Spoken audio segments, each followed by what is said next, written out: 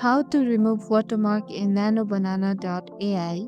I'm going to guide you through the process of removing a watermark in NanoBanana.ai. Let's get started. First, open your browser and search for NanoBanana.ai. Once you are on the website, make sure you are logged in with your account. Now scroll down to the AI editor section. You will see two options: image to image and text to image. Select image to image and upload the photo that contains the watermark. Next, go to the main prompt field and type your instruction in natural language. For example, remove the watermark from the bottom right corner.